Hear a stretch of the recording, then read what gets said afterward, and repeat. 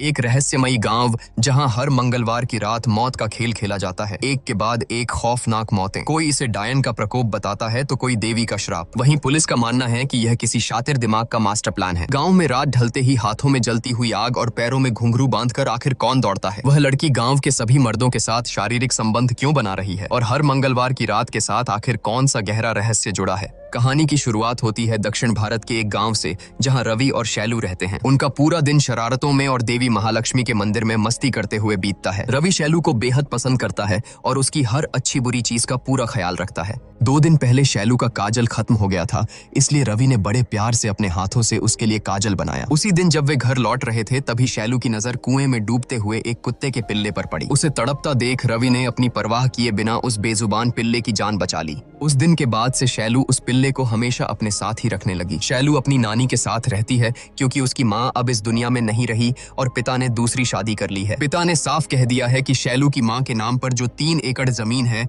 जब तक वह उसके नाम नहीं की जाती तब तक वह शैलू की जिम्मेदारी नहीं उठाएगा। लेकिन नानी उसका लालच और इसका अंजाम अच्छी तरह जानती है। उसे पता है कि यही जमीन शैलू के बड़े होने पर उसके भविष्य को सुरक्षित करेगी। इस तरह बचपन से ही माता पिता के प्यार के बजाय शैलू केवल उनका तिरस्कार सहते हुए बड़ी हो रही है। एक दिन मंदिर के पास रवि को बुरी तरह पीटकर काम के लिए दुकान पर भेज दिया जाता है। तब रवि के पिता शैलू के पास आकर बड़ी अजीब नियत से कहते हैं कि घर क्यों नहीं आती? क्या रवि ना हो तो आना नहीं होता? लेकिन याद रहे, कल जरूर आना। इसी तरह खौफ और मुश्किलों के बीच कुछ और दिन बीत जाते हैं। फिर एक दिन शैलू को पहली बार पीरियड्स आते हैं। घबराई हुई नानी तुरंत शैलू के पिता के घर फोन करती है, लेकिन उन्होंने एक न सुनी। उनका साफ कहना था कि वे उस घर में तभी कदम रखेंगे जब जमीन उनके नाम हो जाएगी। एक तरफ अपनों की बेरुखी और दूसरी तरफ एक औरत होने के पहले दर्द का एहसास। शैलू अंदर से डर गई थी। नानी ने उसे सांत्वना दी और समझाया कि एक औरत का जीवन बहुत कठिन होता है, लेकिन तू चिंता मत कर, सब ठीक हो जाएगा। लेकिन सब कुछ ठीक नहीं होने वाला था। एक रात गांव में अचानक चीख पुकार मच गई। शोर सुनकर शैलू घबराकर उठी। उसने देखा कि गांव वाले रवि के घर के सामने जमा हैं और पूरा घर धू धू कर जल रहा है। इस भयानक आग में रवि और उसका पिता दोनों ही जिंदा जलकर राख हो गए। इस दर्दनाक हादसे ने शैलू की जिंदगी की आखिरी उम्मीद भी छीन ली। इस दुनिया में एक वही था जिसे वह अपना समझती थी और आज वह भी उसे हमेशा के लिए छोड़कर चला गया। इसके बाद समय का पहिया घूमता है और 10 साल बीत जाते हैं। मंगलवार की आधी रात, पूरा गांव गहरी नींद में डूबा हुआ है। सन्नाटे को चीरते हुए गांव की सुनसान गलियों में एक कुत्ता बदहवाश भाग रहा है और उसके ठीक पीछे आ रही है एक रहस्यमयी औरत। उसके पैरों में बंधे घुंघरुओं की छम छम पूरे माहौल को खौफनाक बना रही है। उसके सिर पर और दोनों हाथों के मटकों में धधकती हुई आग जल रही है और फिर धीरे धीरे वह रहस्यमयी औरत उसी घने अंधेरे में गायब हो जाती है। अगली सुबह गांव वाले अपनी रोजमर्रा की जिंदगी में लौटते हैं। मिलन काका अपनी बीड़ी सुलगाते हुए चौराहे की तरफ जा रहे थे, तभी उनकी नजर एक घर की दीवार पर पड़ी और वे हैरान होकर वहीं रुक गए। देखते ही देखते वहां लोगों की भीड़ जुटने लगी। 2 से 3 और 3 से 30 लोग जमा हो गए। अय्याश राजू के पीछे बैठकर जा रही अंधी पुली भी भीड़ देखकर वहीं रुक गई। तभी डेनियल ग्वाला वहां आता है और भीड़ से पूछता है कि अरे भाई, दीवार पर क्या लिखा है? मुझे तो पढ़ना नहीं आता, जरा कोई पढ़कर तो सुनाओ। राजू दीवार पर लिखी उस बात को देखकर हक्का बक्का रह जाता है और हकलाते हुए पढ़ने लगता है कि बगल वाली गली के श्यामला के पति और डेनियल की पत्नी के बीच नाजायज संबंध है। उम्मीद है यह सच जानने के बाद गांव वाले उन्हें खुले दिल से स्वीकार करेंगे। यह सुनते ही डेनियल का खून खौल उठा और वह पागलों की तरह अपने घर की तरफ दौड़ा। पूरे गांव में इस सनसनीखेज खबर को लेकर कानाफूसी शुरू हो गई। इस खुलासे के ठीक अगले ही दिन एक खौफनाक वारदात हुई। गांव के आखिरी छोर पर केले के बागान के बीच मौजूद कुएं में श्यामला के पति और डेनियल की पत्नी की लाशें तैरती हुई मिली। गांव वालों का यही अनुमान था कि कल सबके सामने अपनी असलियत और बदनामी का सच उजागर होने के बाद शर्म के मारे दोनों ने अपनी जान दे दी। घटना स्थल पर गांव की नई सब इंस्पेक्टर माया पहुंचती है और जांच शुरू करती है। अपनी आदतों से मजबूर ठरकी राजू यहाँ भी माया को घूरने से बाज नहीं आता। तभी गांव का इकलौता फोटोग्राफर बासु वहां पहुंचता है। उन दोनों लाशों को देखकर उसका खून सूख जाता है। माया तुरंत आदेश देती है कि इन दोनों शवों को पोस्टमार्टम के लिए भेजो, लेकिन गांव वाले उसका विरोध करने लगते हैं। उनका कहना था कि पुलिसिया कार्यवाही गांव के नियमों और रिवाजों के खिलाफ है। उन्होंने साफ कह दिया कि इस मामले में जो भी फैसला लेना है वह सिर्फ जमींदार बाबू ही लेंगे। इस गांव में जमींदार प्रकाश का हुक्म पत्थर की लकीर माना जाता है। हर कोई उनकी बात मानता है। प्रकाश स्वभाव से बेहद गुस्सैल और नास्तिक है, लेकिन उसूलों का पक्का और ईमानदार भी। उसका अपने पिता के साथ अजीब सा रिश्ता है। हर सुबह वह अपने मृत पिता की तस्वीर के आगे हाथ जोड़कर आशीर्वाद जरूर लेता है, लेकिन उसके तुरंत बाद उस तस्वीर पर जूते मारने से भी नहीं चूकता। इसकी वजह यह है कि उसके अय्याश और चरित्रहीन पिता ने उसकी मां को धोखा दिया था और दूसरी औरतों के पीछे अपना सारा पैसा और इज्जत बर्बाद कर दी थी। वहीं दूसरी तरफ प्रकाश की पत्नी राजेश राजेश्वरी देवी अपने पति के एकदम विपरीत हैं। उनका स्वभाव बेहद शांत है और वे दिन भर पूजा पाठ में मग्न रहती हैं। पूरे गांव के लोग उनका बहुत आदर करते हैं और उन्हें साक्षात देवी का रूप मानते हैं। प्रकाश घटना स्थल पर पहुंचता है और आते ही सब इंस्पेक्टर माया को सख्त लहजे में चेतावनी देता है कि किसी भी कीमत पर इन लाशों को पोस्टमार्टम के लिए नहीं भेजा जाएगा। यह मेरा गाँव है और यहाँ मेरा फैसला ही आखिरी फैसला है। मजबूरन माया को पीछे हटना पड़ता है। प्रकाश के आदेशानुसार डेनियल की पत्नी को ताबूत में रखकर दफना दिया जाता है और श्यामला के पति का श्मशान घाट पर अंतिम संस्कार कर दिया जाता है। लेकिन जैसे ही अंतिम संस्कार के बाद सभी लोग श्मशान से चले जाते हैं, तब वहां चीता की लपटों के पास एक नकाबपोश रहस्यमयी व्यक्ति को खड़ा देखा जाता है, जो खामोशी से जलती हुई चिता को घूर रहा होता है। गांव में इतनी बड़ी घटना घट गई, लेकिन ठरकी राजू की नीयत में कोई बदलाव नहीं आया। मुनिस्वामी अपनी पत्नी सूरी को छोड़कर कुवैत में काम करता है और राजू इस अकेलेपन का फायदा उठाने से बाज नहीं आता। खैर, इन सब के बीच गांव के एक और अहम व्यक्ति से आपका परिचय करवाता हूँ। इनका नाम है डॉक्टर विजय। शादी के बाद अपनी बेटी को खोने के गहरे सदमे और दुख की वजह से उन्होंने शहर की जिंदगी छोड़ दी और अब इस गांव में लौट आए हैं। इधर रमन नाम का एक लड़का गुर्जा के घर निमंत्रण देने जाता है, क्योंकि अगले दिन गोविंद राजू के घर एक बड़ा कार्यक्रम है। इत्तेफाक से उस वक्त गुर्जा घर पर नहीं होता, तो रमन इस मौके का फायदा उठाकर गुर्जा की बहन से मिलने और बात करने की कोशिश करता है। गुर्जा को रमन बिल्कुल पसंद नहीं है, इसलिए वह हमेशा रमन पर कड़ी नजर रखता है। अगले दिन गोविंद राजू के घर बड़े ही धूमधाम से कार्यक्रम शुरू होता है। पूरा का पूरा गांव आमंत्रित है, लेकिन इस जश्न और चहल पहल के बीच भी लोगों की जुबान पर बस एक ही कानाफूसी चल रही है कि डेनियल की पत्नी और श्यामला के पति के नाजायज रिश्तों के बारे में उस रात दीवार पर किसने लिखा था। दीवार पर लिखे उस सच को लेकर गुर्जा और बासु के बीच हाथापाई शुरू हो जाती है, जिसे एक बड़े और भयानक झगड़े में बदलते देर नहीं लगी। इन सब बवाल और झमेलों से दूर गांव के पुजारी देवी की पूजा और मेले की तैयारियों में मग्न है। इस गांव में हर मंगलवार की रात देवी की बड़े ही धूमधाम से पूजा की जाती है, क्योंकि मंगलवार को देवी का सबसे शुभ दिन माना जाता है। लेकिन इस साल मेले के लिए पैसों की कमी पड़ गई। पुजारी हिम्मत जुटाकर जब जमींदार प्रकाश के पास चंदा मांगने गए, तो वह गुस्से से आग बबूला हो गया। नास्तिक प्रकाश ने साफ कह दिया कि पूजा के नाम पर वह एक फूटी कौड़ी भी नहीं देगा। हालांकि प्रकाश की पत्नी राजेश्वरी देवी ने पुजारी को खाली हाथ नहीं लौटने दिया। उन्होंने न सिर्फ अपनी तरफ से पैसे दिए, बल्कि यह भी आश्वासन दिया कि जरूरत पड़ने पर वह आगे भी उनकी मदद करेंगी। उसी दिन दोपहर के समय जब सब इंस्पेक्टर माया अपनी गाड़ी से जांच के लिए गांव जा रही थी, तो उसकी नजर केले के बागान की तरफ गई। उसे अचानक ऐसा लगा जैसे बागान के बीचों बीच वही नकाबपोश रहस्यमयी आदमी खड़ा उसे घूर रहा है। लेकिन जैसे ही उसने झटके से गाड़ी रोकी और वहां जाकर देखा, तो वहां सन्नाटे के अलावा कुछ नहीं था। मंगलवार की रात पूरा गांव देवी की पूजा और मेले की चकाचौंध में सजा हुआ था। लेकिन उसी आधी रात को अंधेरी गलियों में वह कुत्ता फिर से दिखाई देता है। वह पागलों की तरह उसी रहस्यमयी औरत की तरफ भाग रहा था। उस औरत के पैरों में बंधे घुंघरुओं की छम छम की डरावनी आवाज एक बार फिर गाँव की हवाओं में गूंजने लगी। अगली सुबह होते ही गाँव में फिर से खौफ और सनसनी फैल गई। गांव की एक दीवार पर किसी ने फिर से कुछ लिख दिया था। इस बार लिखा था कि मंदिर वाली गली के मिल्ली कृष्ण के साथ सूरी की पत्नी मणि के नाजायज रिश्ते हैं। उम्मीद है गांव वाले यह सच जानने के बाद उन्हें खुले दिल से स्वीकार करेंगे। यह खबर आग की तरह फैली और इसके बाद ठीक वही हुआ जिसका सबको डर था। केले के बागान के पास वाले पुराने बरगद के पेड़ पर मिल्ली कृष्ण और मणि दोनों की लाशें फांसी के फंदे से लटकती हुई मिली। सब इंस्पेक्टर माया का शक सीधा गुर्जा पर जाता है, क्योंकि मिल्ली कृष्ण और श्यामला का पति दोनों ही गुर्जा के करीबी दोस्त थे। शक के घेरे से फोटोग्राफर बासु भी नहीं बच पाया, क्योंकि एक दिन पहले ही कार्यक्रम में बासु की भी हाथापाई हुई थी। तभी जमींदार प्रकाश एक बार फिर अपने रौब के साथ घटना स्थल पर पहुंचता है। लेकिन इस बार माया पीछे हटने वाली नहीं थी। उसने प्रकाश को साफ साफ शब्दों में चेतावनी दे दी कि इस बार लाशें हर हाल में पोस्टमार्टम के लिए जाएंगी, क्योंकि भले ही ये आत्महत्या लग रही हो, लेकिन इनके पीछे कोई बहुत गहरा और खौफनाक रहस्य छिपा है। माया को पूरा यकीन था कि यह सब गांव का ही कोई इंसान कर रहा है, वरना लगातार दो घरों के इतने गहरे और गुप्त राज किसी बाहरी इंसान को कैसे पता चल सकते हैं। अब सबसे बड़ा सवाल सबके जहन में गूंज रहा था कि आखिर कौन है जो इन नाजायज रिश्तों का सच पूरे गांव के सामने उजागर कर रहा है, और क्यों इन लोगों को मौत के घाट उतारा जा रहा है। और तो और एक और खौफनाक बात सामने आती है। डेनियल की पत्नी की लाश उसके ताबूत से रहस्यमयी तरीके से गायब हो चुकी थी। इसलिए अब पुलिस के पास इन दोनों लाशों की पोस्टमार्टम रिपोर्ट ही सच तक पहुंचने का इकलौता रास्ता बची थी। दूसरी तरफ पूरे गांव में दहशत का ऐसा साया मंडराने लगा कि लोग एक दूसरे पर ही शक करने लगे। खौफ इतना था कि हर कोई अपने ही पड़ोसियों को कातिल समझने लगा था, क्योंकि पुलिस के लिए हर किसी के घर में घुसकर यह पूछना तो मुमकिन नहीं था कि कौन किसके साथ नाजायज रिश्ते में है। तभी दहशत से भरे इस माहौल में गांव का पुजारी एक बहुत ही खौफनाक अतीत याद करते हुए बताता है कि जमींदार प्रकाश के दादाजी के जमाने में भी गांव में बिल्कुल इसी तरह रहस्यमयी ढंग से लोग मारे जा रहे थे। पुजारी ने अतीत के पन्ने पलटते हुए कांपती आवाज में बताया कि उस वक्त गांव में एक बहुत बड़ा महायज्ञ किया गया था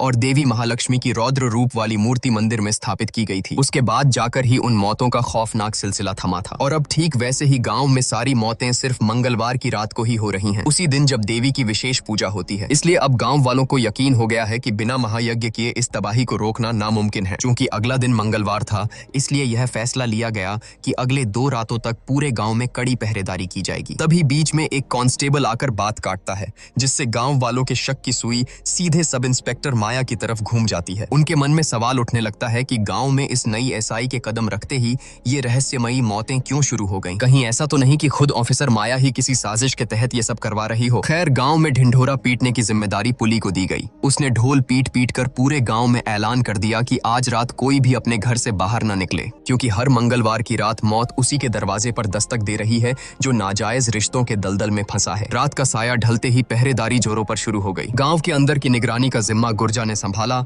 और बासु अपनी गाड़ी से गांव की सीमाओं पर गश्त लगाने निकल पड़ा। जैसे जैसे रात का अंधेरा और खौफनाक होता गया, खेतों की पगडंडियों पर दौड़ती हुई वह रहस्यमयी औरत एक बार फिर नजर आई। दूसरी तरफ केले के बागान के रास्ते एक अजनबी इंसान को शॉल ओढ़े हुए गांव में चुपके से घुसते देख गुर्जा और उसके आदमी उसे पकड़ने के लिए पागलों की तरह दौड़े। लेकिन कुछ दूर जाने के बाद वह इंसान किसी साये की तरह गायब हो गया। उसे न पाकर वे लोग 3 अलग अलग टोलियों में बंट गए और चप्पे चप्पे पर उसकी तलाश शुरू कर दी। ठीक उसी वक्त रात की आखिरी बस से डॉक्टर विजय गांव लौटते हैं। हाथ में टॉर्च लिए वह खामोशी से अपने घर की तरफ बढ़ रहे थे, लेकिन जैसे ही वह केले के बागान के पास पहुंचते हैं, उनके कानों में किसी लड़की के रोने की दर्दनाक और सिसकती हुई आवाज गूंजती है। वह आवाज सुनकर डॉक्टर विजय के कदम वहीं जम गए और एक ही झटके में उनकी रीढ़ की हड्डी में बर्फ जैसी ठंडी सिहरन दौड़ गई। इतनी रात गए गांव की किसी लड़की का इस तरफ आने का तो कोई सवाल ही नहीं उठता।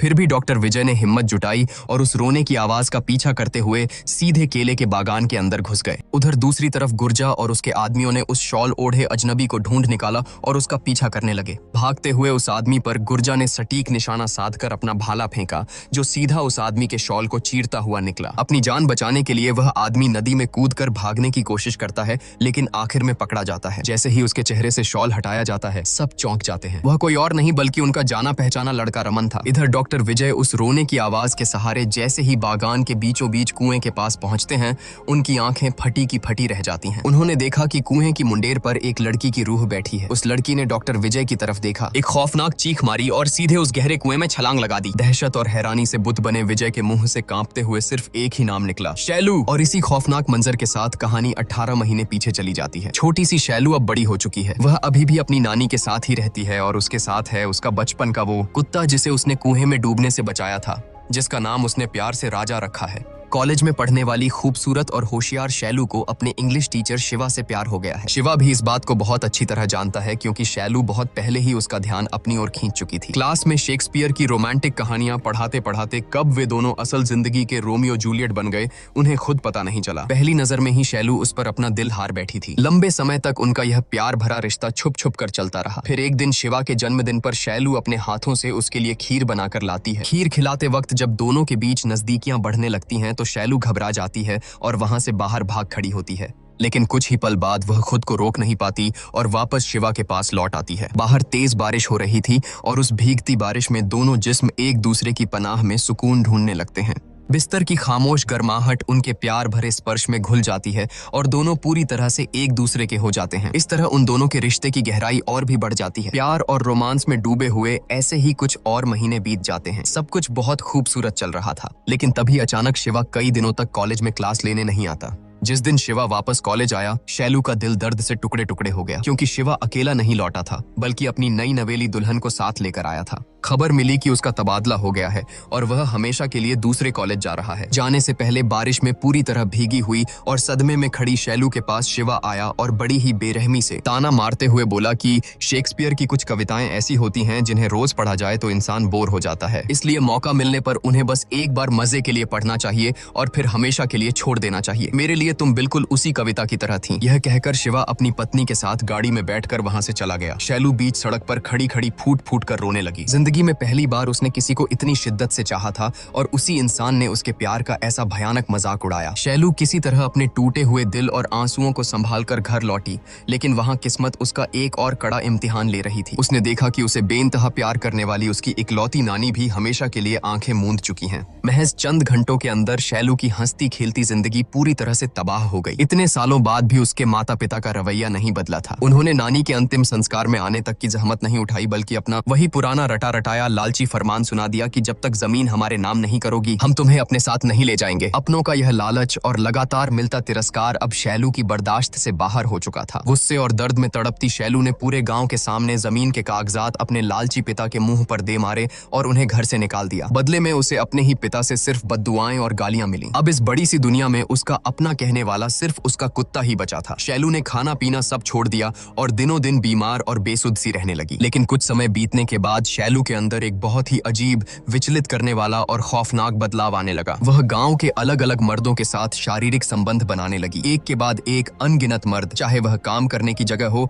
या राह चलता कोई अजनबी। यह उसके शरीर की कोई अनियंत्रित भूख थी या टूटे हुए मन का कोई अजीब सा रोग। शैलू इस भयानक द्वंद्व में बुरी तरह फंस चुकी थी। वह यह सब क्यों कर रही थी, इसका जवाब खुद उसके पास भी नहीं था। ऐसा लग रहा था मानो वह सच में शेक्सपियर की कोई लावारिस और इस्तेमाल की हुई कविता बनकर रह गई हो। धीरे धीरे गांव के अधेड़ उम्र से लेकर बूढ़ों तक हर मर्द की हवस भरी गंदी नजरें शैलू को घूरने लगीं। पूरे गांव में उसके नाम की कानाफूसी और बदनामी की आग फैलती जा रही थी। एक दिन बस से घर लौटते समय भीड़ में एक अनजान आदमी के सिर्फ छूने भर से ही शैलू के अंदर की वह अजीब सी बेचैनी और तलब फिर से बेकाबू होने लगी। अपनी उस असहनीय तलब को रोकने और खुद को किसी तरह शांत रखने के लिए कलाई पर लगातार रबर बैंड खींचकर खुद को चोट पहुंचाने लगी, ताकि उस शारीरिक दर्द से उसकी वो मानसिक बेचैनी दब सके। यह सिलसिला दिन ब दिन इतना बढ़ता गया कि एक दिन गोदाम के मालिक ने अपने 4 दोस्तों को शैलू का फायदा उठाने के लिए बुला लिया। लेकिन जब शैलू ने उसकी बात मानने से इनकार कर दिया तो उसने उस पर चोरी का झूठा इल्जाम लगाया और धक्के मारकर काम से निकाल दिया। इस भारी अपमान को शैलू सह नहीं पाई। उसने सोचा कि वह अपनी जान दे दे, लेकिन वह ऐसा करने की हिम्मत नहीं जुटा पाई। फिर अचानक एक दिन उसने गांव के बिट्टू नाम के एक लड़के को बुलाया और उससे कहा कि वह उसे बेंत से बुरी तरह पीटे। दरअसल शैलू अपने अंदर की उस अजीब सी शारीरिक तलब को दर्द के जरिए दबाने की कोशिश कर रही थी। बिट्टू को इसके पीछे का असल मकसद कुछ समझ नहीं आ रहा था, लेकिन न चाहते हुए भी उसे ऐसा करना पड़ा। इस तरह हर दिन बेतहाशा दर्द सहने के बावजूद वह अपनी इस अजीब सी बीमारी और तलब के आगे हार जाती थी और अनियंत्रित होकर एक के बाद एक संबंध बनाती रही। गांव का हर आदमी उसकी इस लाचारी का फायदा उठाने लगा। शैलू का खुद के शरीर और दिमाग पर अब कोई काबू नहीं रहा था। एक रात जब वह घर लौट रही थी तो कुछ लोगों ने उसका पीछा किया। अपनी आबरू बचाने के लिए उसने किसी तरह जंगल के बीच बने एक सुनसान घर में छुपकर अपनी जान बचाई। लेकिन इस तरह की बातें बहुत दिनों तक छुपी नहीं रह सकी। आखिरकार यह खबर गांव के जमींदार प्रकाश के कानों तक पहुंच ही गई। वह हमेशा से इन सब चीजों के सख्त खिलाफ था, इसलिए उसने तुरंत आदेश दिया कि शैलू को पकड़कर उसके सामने लाया जाए। उस दिन शैलू अपनी मां की साड़ी पहनकर शायद कहीं जाने की तैयारी कर रही थी, लेकिन उसे वह मौका ही नहीं मिला। उसे बालों से पकड़कर घसीटते हुए जमींदार की हवेली तक लाया गया। गांव के कई मर्दों के साथ संबंध बनाने के जुर्म में प्रकाश ने बिना कोई रहम दिखाए उसे गांव से बाहर निकाल फेंकने का फरमान सुना दिया। बीच सड़क पर शैलू को बालों से खींचते हुए जानवरों की तरह गांव से बाहर निकाला जाने लगा। जिसके हाथ में जो आया, पत्थर, लाठी, डंडे सबने उस पर बरसाए। उन्होंने मार मार कर शैलू का शरीर और उसकी रूह दोनों को छलनी कर दिया। वह सबके सामने हाथ जोड़कर फूट फूट कर गिड़गिड़ाती रही, दया की भीख मांगती रही। लेकिन उस पत्थर दिल भीड़ में किसी ने उस बेबस लड़की पर जरा सी भी सहानुभूति नहीं दिखाई। इस दिल दहला देने वाली घटना के कुछ ही घंटों बाद गांव में खबर फैली कि शैलू ने केले के बागान वाले उसी कुएं में छलांग लगाकर अपनी जान दे दी है। सभी लोग घटना स्थल पर पहुंचे और उसकी लाश को कुएं से बाहर निकाला गया। लेकिन नफरत इस कदर थी कि कोई भी उसकी अर्थी को श्मशान ले जाने के लिए आगे नहीं आया। इसी दर्दनाक सच के साथ कहानी फ्लैशबैक से निकलकर वापस वर्तमान समय में लौट आती है। पुलिस की गिरफ्त में पकड़े गए रमन से जब पूछताछ की गई तो यह बात साफ हो गई कि गांव में हो रही हत्याएं उसने नहीं की हैं। असल में वह गुर्जा की बहन से प्यार करता था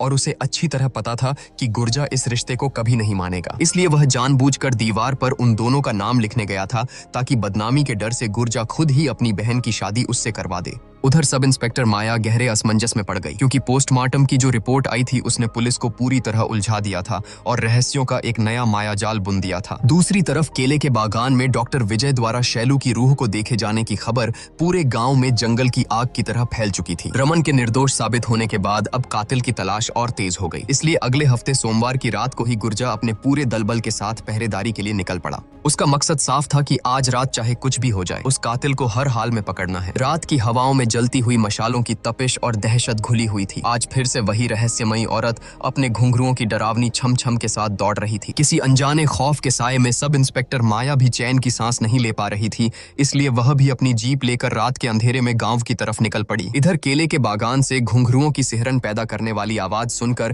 पहरेदारी कर रहे एक बूढ़े आदमी की हालत खराब हो गई। अचानक जब उसने पेड़ के ऊपर देवी महालक्ष्मी का खौफनाक रौद्र रूप देखा तो उसकी रूह कांप गई और वह चीखता हुआ गांव की तरफ भागा। तभी उस दौड़ती हुई रहस्यमयी औरत का भी सच सबके सामने आ जाता है। वह कोई भूत प्रेत नहीं बल्कि गांव की ही एक आम औरत थी जो मंदिर में पूजा पाठ करती थी। असल में गांव में शांति बनाए रखने के लिए पुजारी के कहने पर ही वह चुपचाप हर मंगलवार की रात देवी मां के नाम का जलता हुआ मटका लेकर पूरे गांव का चक्कर लगाती थी। लेकिन गांव में तो अब एक नई ही दहशत फैल चुकी थी। उस बूढ़े आदमी के चीखने के बाद लोगों को लगने लगा कि गांव में हो रही इन सभी मौतों के पीछे देवी महालक्ष्मी का क्रोध ही है। तभी अचानक गांव के आखिरी छोर से किसी के जोर से चिल्लाने की आवाज आई कि दीवार पर किसी ने फिर से कुछ लिख दिया है। सब लोग अपनी मशालें लेकर उस तरफ दौड़े। जब वे वहां पहुंचे तो देखा कि वहां डेनियल अकेला खड़ा है। घबराए हुए डेनियल ने बताया कि वह भी किसी की पुकार सुनकर ही यहाँ आया है। यह सुनते ही गुर्जा का दिमाग ठनका। वह समझ गया कि यह किसी की सोची समझी चाल है। किसी ने जानबूझकर उन सबको भटकाकर गांव से बाहर इस सुनसान जगह पर इकट्ठा किया है। इसका मतलब था कि गांव के अंदर इस वक्त मौत का कोई बड़ा खेल खेला जा रहा है। तभी घने अंधेरे में एक परछाई नजर आई। वह कोई और नहीं बल्कि डॉक्टर विजय था। वह अंधेरे का फायदा उठाकर दीवार पर अपने अगले शिकार का नाम लिख रहा था। लेकिन इससे पहले कि वह भाग पाता सब इंस्पेक्टर माया वहां पहुंच गई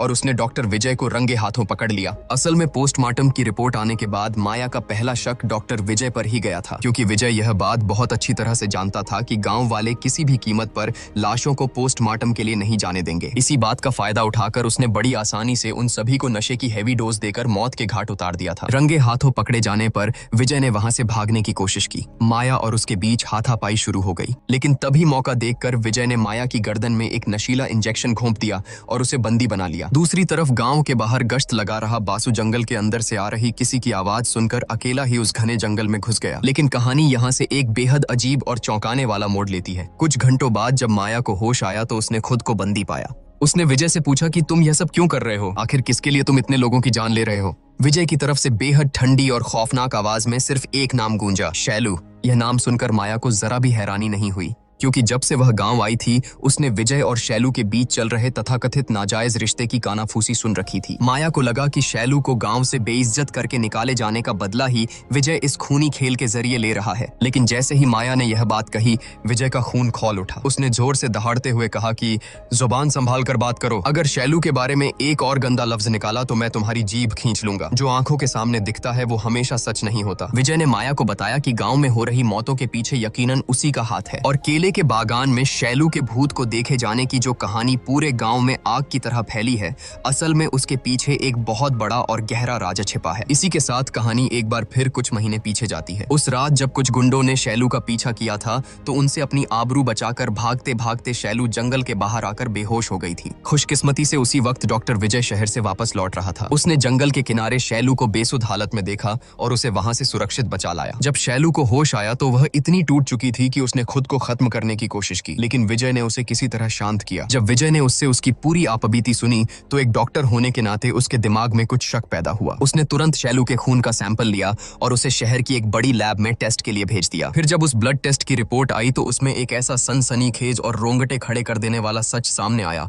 जिसने सब कुछ बदल कर रख दिया। असल में शैलू का चरित्र खराब नहीं था, बल्कि वह एक बेहद दुर्लभ और गंभीर बीमारी की शिकार थी। इस बीमारी में इंसान का शरीर सामान्य से 10 गुना ज्यादा हार्मोन्स बनाने लगता है, जिससे शारीरिक जरूरतें बेकाबू और असंभव हद तक बढ़ जाती हैं। बीमारी के आखिरी चरण में यह पूरी तरह नियंत्रण से बाहर हो जाता है। दिमाग और शरीर एक दूसरे के विपरीत काम करने लगते हैं। इसी वजह से मरीज अनकॉन्शियस हालत में कई लोगों के साथ शारीरिक संबंध बना बैठता है। यह खौफनाक बीमारी अक्सर उन लोगों को अपना शिकार बनाती है जो बचपन से ही किसी गहरे सदमे, अकेलेपन, भारी मानसिक तनाव और हार्मोनल असंतुलन से गुजरे हों, ठीक शैलू की तरह। जब इस बीमारी के मरीज को यह एहसास होता है कि उसका खुद के शरीर पर कोई काबू नहीं रहा तो वह या तो अपनी जान दे देता है या फिर खुद को भयानक दर्द देकर होश में रहने की तड़पती हुई कोशिश करता है। इसी वजह से शैलू लगातार अपने हाथ पर रबर बैंड खींचकर खुद को चोट पहुंचाती थी और बिट्टू को बुलाकर खुद को बेंत से बेरहमी से पिटवाती थी। वह कोई पागल नहीं थी, बल्कि शारीरिक दर्द के जरिए अपने बेकाबू होते जिस्म और दिमाग को काबू में रखने की जंग लड़ रही थी। विजय ने नम आंखों से माया को बताया कि मेडिकल साइंस में इस बीमारी की कोई दवा नहीं है। ऐसे मरीजों को सिर्फ प्यार और मानसिक सहारे से ही बचाया जा सकता है। 4 साल पहले डॉक्टर विजय की अपनी सगी बेटी ने ससुराल वालों से तंग आकर अपनी जान दे दी थी। विजय उसे बचा नहीं पाया था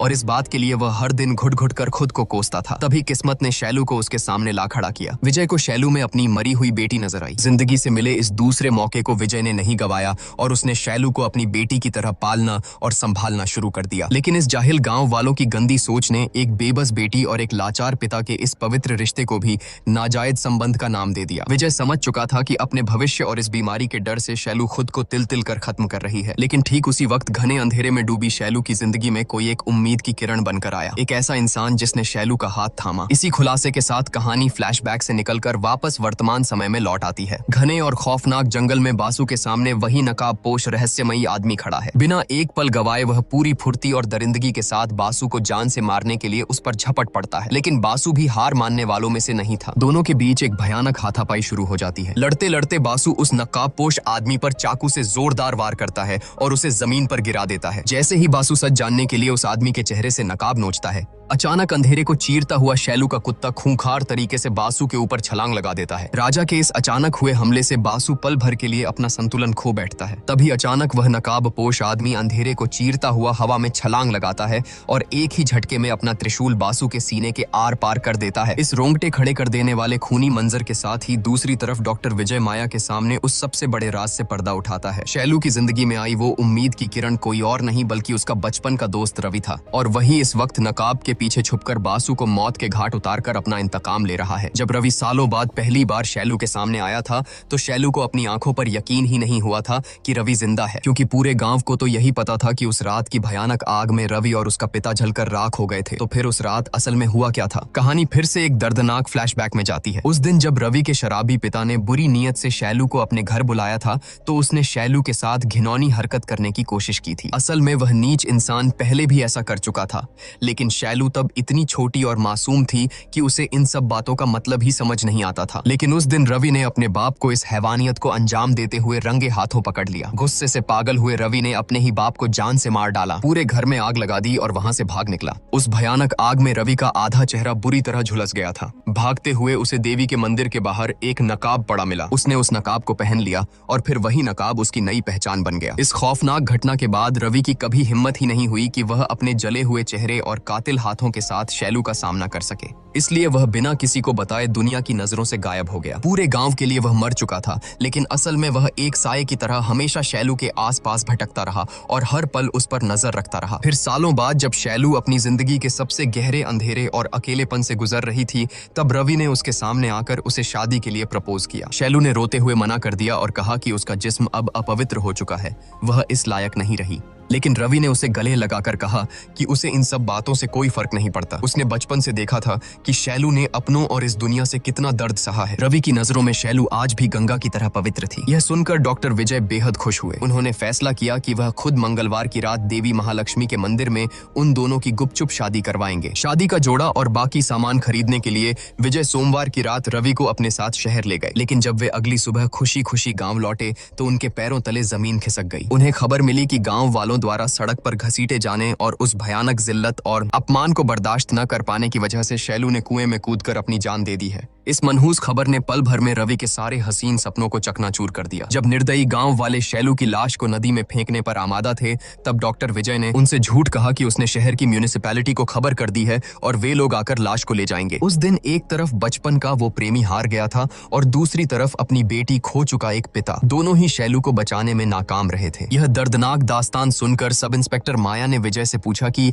अगर सच ये था तो तुमने गांव वालों को शैलू की इस बीमारी के बारे में क्यों नहीं बताया? कम से कम पुलिस जांच के दौरान मुझे तो सच बता सकते थे। इस पर विजय ने समाज की एक कड़वी सच्चाई बयान करते हुए कहा कि हम एक ऐसे समाज में जीते हैं जहां औरतों को पीरियड्स होने पर मंदिर या मस्जिद में जाने की इजाजत नहीं होती। ऐसे जाहिल समाज और इस गांव से यह उम्मीद करना कि वे शैलू की इस अजीब और जटिल बीमारी को समझेंगे, यह सोचना ही सबसे बड़ा मजाक है। माया ने पलटकर कहा कि इसका मतलब यह तो नहीं कि शैलू ने अपनी जान दे दी तो तुम दोनों मिलकर पूरे गांव वालों को एक एक करके मौत के घाट उतार दोगे। तभी विजय ने एक गहरा राज खोलते हुए कहा कि मैंने पहले ही कहा था ना कि जो आंखों के सामने दिखता है वो हमेशा सच नहीं होता। शैलू ने कुएं में कूदकर जान नहीं दी थी, बल्कि उसे बेरहमी से मारा गया था। यह सुनकर माया के पैरों तले जमीन खिसक गई। विजय ने आगे बताया कि गांव में अब तक जिन 4 लोगों की मौत हुई है वे चारों शैलू की मौत के गुनहगार थे, लेकिन अभी भी 2 कातिल जिंदा हैं, जिनमें से बासु को शायद अब तक रवि ने खत्म कर दिया होगा और उस आखिरी छठे कातिल को मैं अपने हाथों से मौत के घाट उतारूंगा। हैरत में डूबी माया ने कांपती आवाज में पूछा कि आखिर कौन है वो छठा इंसान। और यहीं पर सामने आता है इस कहानी का सबसे बड़ा और रोंगटे खड़े कर देने वाला ट्विस्ट,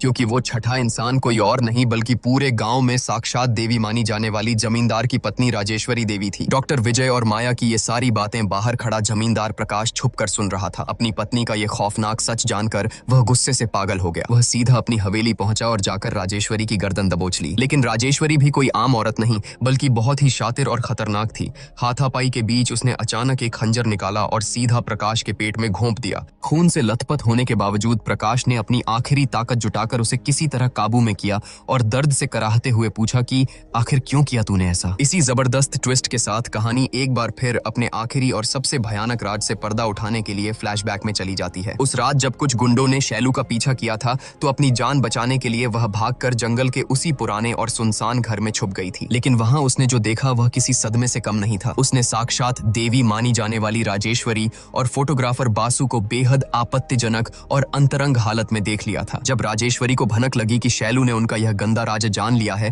तो समाज में अपनी देवी वाली झूठी इज्जत खाक में मिलने के डर से वह खौफ से भर गई। उसने तुरंत अपने 4 वफादार प्यादों को बुलाया। डैनियल की पत्नी मिल्ली कृष्ण, सूर्य की पत्नी मणि और श्यामला का पति, ये वही 4 लोग थे जो आपस में नाजायज रिश्ते बना रहे थे। राजेश्वरी ने उन चारों को आदेश दिया कि पूरे गांव में शैलू के चरित्र को लेकर इतनी गंदी अफवाहें फैलाओ कि गांव वालों के मन में उसके लिए रत्ती भर भी हमदर्दी न बचे। और तो और उसने यही जहर बड़ी चालाकी से अपने पति प्रकाश के कानों में भी भर दिया। आखिरकार राजेश्वरी की यह खौफनाक चाल कामयाब हुई। प्रकाश द्वारा शैलू को सरेआम जलील करके गांव से निकाले जाने के बाद उसी रात ये 6 लोग मिलकर बेबस शैलू को केले के बागान में ले गए। शैलू उनके पैरों में गिरकर रोती रही, गिड़गिड़ाती रही और अपनी जान की भीख मांगती रही। उसने कसम खाई कि वह अगली सुबह ही यह गांव हमेशा के लिए छोड़ देगी और किसी को उनका राजा नहीं बताएगी। लेकिन शैतान बन चुकी राजेश्वरी के दिल में कोई रहम नहीं था। उसके इशारे पर बासु ने शैलू का गला घोंटकर उसे बेरहमी से मार डाला और उसकी लाश को उसी कुएं में फेंक दिया, ताकि पूरे गांव को यही लगे कि जिल्लत और अपमान बर्दाश्त न कर पाने की वजह से शैलू ने खुद आत्महत्या कर ली है। इसी भयानक सच के साथ कहानी एक बार फिर वर्तमान में लौट आती है। अब सारे रहस्यों से पर्दा उठ चुका था। यह घिनौना सच जानकर प्रकाश का गुस्सा 7वें आसमान पर था। उसने राजेश्वरी के बाल पकड़े और उसे घसीटते हुए छत से नीचे आंगन में फेंक दिया। फिर उसके तड़पते हुए शरीर पर मिट्टी का तेल छिड़कते हुए प्रकाश ने एक बेहद दमदार बात कही कि जरूरत से ज्यादा लालच इंसान के मन को मैला कर देता है और हवस इंसान के चरित्र को राख कर देती है। यह कहकर प्रकाश ने बिना एक पल सोचे राजेश्वरी को जिंदा जला दिया। ठीक उसी वक्त डॉक्टर विजय राजेश्वरी को अपने हाथों से मौत के घाट उतारने के इरादे से हवेली पहुंचता है। लेकिन आंगन में राजेश्वरी को धू धू कर जलता देख वह हैरान रह जाता है। आखिरकार शैलू की मौत के हर एक गुनहगार को उनके किए की दर्दनाक सजा मिल चुकी थी। दूसरी तरफ रवि का खूनी इंतकाम भी अब पूरा हो चुका था। जीते जी भले ही वे दोनों एक नहीं हो पाए, लेकिन अपने प्यार का बदला पूरा करने के बाद रवि भी मौत को गले लगा लेता है ताकि वह हमेशा के लिए अपनी बचपन की मोहब्बत शैलू की रूह के साथ विलीन हो सके। कहानी के बिल्कुल अंत में हम देखते हैं कि उस मनहूस कुएं की मुंडेर पर शैलू का इकलौता और वफादार कुत्ता राजा आज भी एक मूक दर्शक बनकर खामोशी से बैठा है। उसकी आंखें निर्बाक होकर बस उसी कुएं की गहराई को घूर रही हैं, जैसे आज भी उसे अपनी मालकिन के लौटने का इंतजार हो। उधर हवेली के दरवाजे पर सब इंस्पेक्टर माया बुद्ध बनी खड़ी थी। जब उसने प्रकाश से राजेश्वरी के इस तरह झलकर मरने का कारण पूछा तो प्रकाश ने बड़ी ही सफाई से एक झूठी कहानी गढ़ते हुए कहा कि गांव में एक के बाद एक हो रही मौतों को राजेश्वरी बर्दाश्त नहीं कर पाई। गांव की शांति और लोगों की जान बचाने के लिए